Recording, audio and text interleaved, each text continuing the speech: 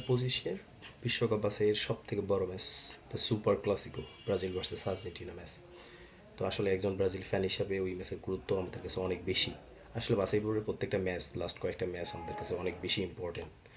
তো সেই হিসাবে আমরা যদি সেই স্কোয়াডটাকে বিশ্লেষণ করতে চাই, যে এই অবস্থায় ইনজুরি, নেইমারের ইনজুরি, গার্সন ইনজুরিতে, ব্রুনো গোমেরেস, ম্যাগালেস সবাই এখন কার্যজনিত সমস্যা, পরবর্তী ম্যাচ খেলতে পারবে না। এই অবস্থায় আসলে দলটাকে নিয়ে খুব বেশি আশা করা আসলেই আনএক্সপেক্টেড ব্যাপার, যে আমরা আর্জেন্টিনাকে বলে কয়ে হারাই দেবো, এই ধরনের পজিশনে আসলে আমরা নেই।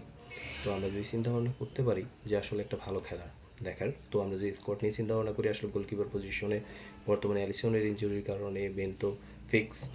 তো আমরা এখন যদি লেফট ব্যাকের চিন্তা ভাবনা করি, লেফট ব্যাকে আসলে আরানার থেকে আমার মনে হয় যে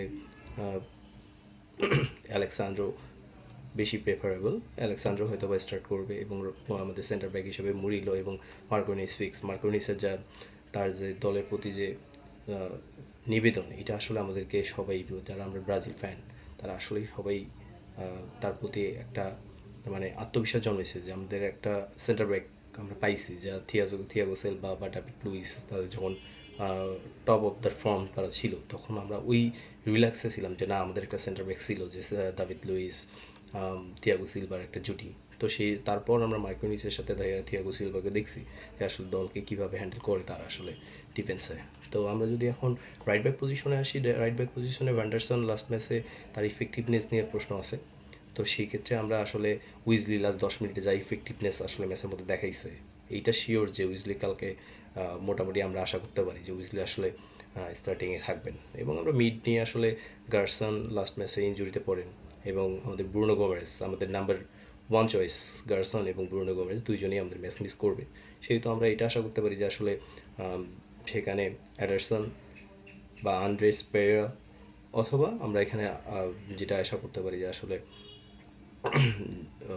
জয়েলিংটনের অন্তর্ভুক্তি থাকবে, কারণ তার খেলা আসলে লাস্ট ম্যাচে অতটা মানে একঘেয়েমি একটা খেলা দেখা গেছে যে ওই জয়েলিংটনের মধ্যে। তবে তার যে ফিজিক্যাল ফিটনেস, তো আসলে সেটা আসলে দলের জন্য মিডে একটা খুব ভালো ইফেক্ট নিয়ে আসবে আশা করি, এবং সে খুব তাড়াতাড়ি আমাদের দলের সঙ্গে মানিয়ে নিতে পারবে।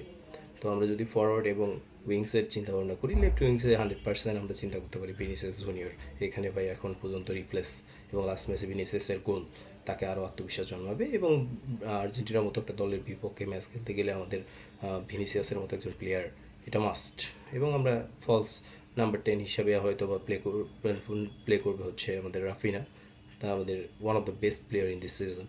তো এবং তার পাশে রাইট উইংয়ে অবশ্যই আমরা দেখবো হচ্ছে রদ্রিগো যদিও তার ফর্মটা আসলে ওইভাবে মেলে উঠতে পারতেছে না ব্রাজিলের হয়ে। আসলে রিয়াল মাদ্রিদের হয়ে তার যে ফর্ম, সেটা আসলে ব্রাজিলের হয়ে তিনি অতটা ফুটাই তুলতে পারতেছেন না। তবে আমরা আশা রাখি যে রদ্রিগো খুব তাড়াতাড়ি, এবং সেরকম প্লেয়ার যে তার অ্যাবিলিটি নিয়ে কোনো কোশ্চেন নাই এখানে।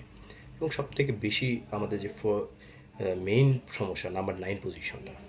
নাম্বার 9-এ আসলে কাকে খেলাবে? এর আগে আমরা দেখলাম যে আসলে পেদ্রোকে অতটা ইফেক্ট এবং তার খেলা, আমি পার্সোনালি মনে করি যে আসলে তাকে মানে এইরকম একটা ব্রাজিল টিমে তার পজিশনটা তিনি যদি আসলে তার রোলটা যদি তিনি বুঝতেন, আসলে আসলে গোল করার যে স্কোরিংটা যদি আরও বেশি হইতো, বা দুই একটা স্কোর হয়তো বা একটা গোল করতেন, তাহলে হয়তো বা তাকে আমরা এটা নিশ্চিন্ত থাকতে পারতাম যে আর্জেন্টিনার বিপক্ষে তিনি স্টার্টিংয়ে থাকবেন। তবে আমার মনে হচ্ছে যে পেদ্রোকে ওইভাবে সুযোগ দেওয়া উচিত, তবে আর্জেন্টিনার বিপক্ষে খুব ঝুঁকি নেওয়া উচিত নয় যে আমরা পেদ্রোকে যা লাস্ট পারফরমেন্স, তবে ওখানে আমরা কুনহা অথবা অ্যানরিকের একটা রোল দেখতে পারি, যে আসলে এই কুনহা আসলে লাস্ট যে উলসের হয়ে অনেক ভালো পারফরমেন্স করছেন। তো আমরা কুনহাকে যদি স্টার্টিংয়ে রাখে, আমার ব্যক্তিগত মতামত কুনহাকে রাখা, এবং পরবর্তীতে সেখানে এনরিককে যদি আমরা 60 বা 70 মিনিটের পর এনরিককে দেখতে পারি।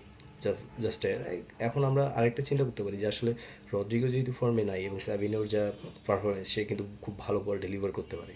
এবং আমরা দেখছি যে ম্যানচেস্টার সিটির হয়ে সে আসলে বর্তমান সময়ে খুব ভালো একটা পজিশনে চলে আসছে, যে তার যে অ্যাবিলিটিটা সেটা শো করতেছে। তো আমরা আশা রাখবো যে আসলে খুব ভালো একটা স্টার্ট ব্রাজিলের, যে আর্জেন্টিনার বিপক্ষে ম্যাচ আমরা খুব একদম বলে কই আর্জেন্টিনাকে হারাই দিব, এই ধরনের সিচুয়েশন আসলে বর্তমান নেই ব্রাজিলের। এইটা আমরা ব্রাজিল ফ্যানরাও স্বীকার করি, এবং এটাই বাস্তবতা। তো আমরা তবুও রাইভালরি আসলে কখনো কোনো পরিসংখ্যান দিয়ে বিচার করা ঠিক না, যদিও বা ব্রাজিল আর্জেন্টিনার দ্য সুপার ক্লাসিকো কখনোই এইভাবে পরিসংখ্যান দিয়ে বিচার করা উচিত নয়। তবে আমরা খুব আশা রাখি যে ব্রাজিল বেস্ট।